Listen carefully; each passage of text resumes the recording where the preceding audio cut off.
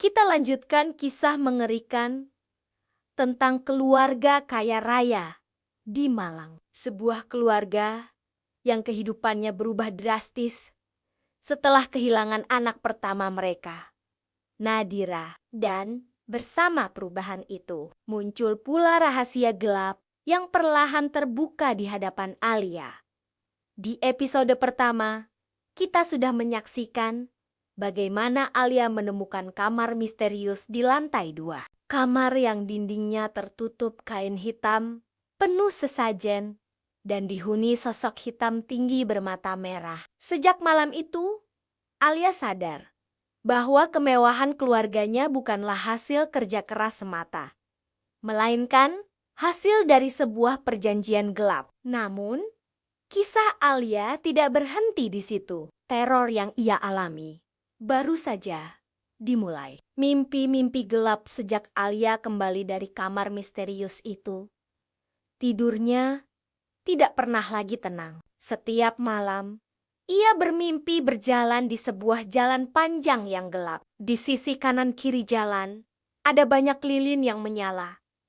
Namun nyalanya redup, seperti hendak padam. Di ujung jalan, Alia selalu melihat sosok kecil yang duduk membelakanginya. Saat ia mencoba mendekat, sosok itu perlahan menoleh, dan setiap kali wajah itu terlihat, Alia terbangun dengan jeritan. Wajah yang dilihatnya adalah wajah Nadira, anak pertama Tante Rina yang sudah meninggal bertahun-tahun lalu. Namun wajah itu pucat, matanya kosong, dan bibirnya hanya berbisik lirih. Aku tumbalnya. Alia terbangun berkali-kali dengan keringat dingin membasahi tubuhnya. Ia mulai percaya bahwa kemewahan keluarga pamannya memang dibayar dengan nyawa. Suatu malam, ketika Alia hendak turun ke dapur mengambil air minum, ia mendengar suara bisik-bisik dari ruang tamu. Lampu temaram membuat bayangan di dinding bergetar. Alia menahan napas, lalu bersembunyi di balik dinding. Ia mendengar jelas suara Tante Rina berbicara dengan nada rendah, seakan sedang berbicara dengan seseorang yang tidak terlihat. Sudah, jangan ambil Rifki. Dia masih kecil. Kalau kau mau, ambil saja bagian lain dari hidupku. Tubuh Alia langsung gemetar. Siapa yang Tante Rina ajak bicara tengah malam begini? Dan apa maksudnya dengan kata-kata itu? Ketika ia mengintip pelan, Alia melihat Tante Rina duduk sendirian. Namun di hadapannya ada sebuah mangkuk besar berisi darah ayam. Dupa menyala di sisi kanan, dan bayangan tinggi hitam tampak samar di belakang kursi.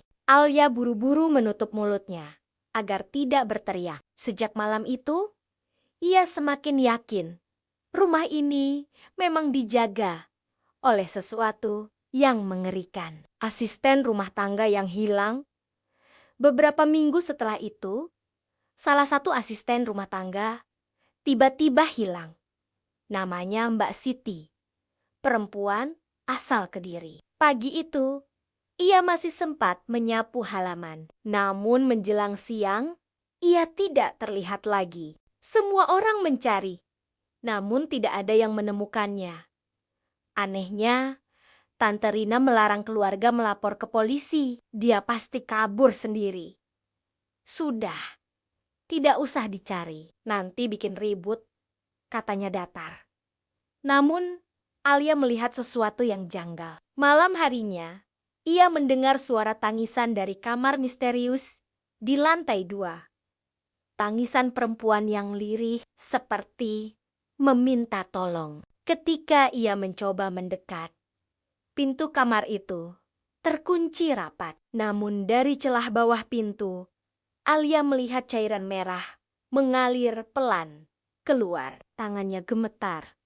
Ia segera mundur, menutup mulut agar tidak menjerit.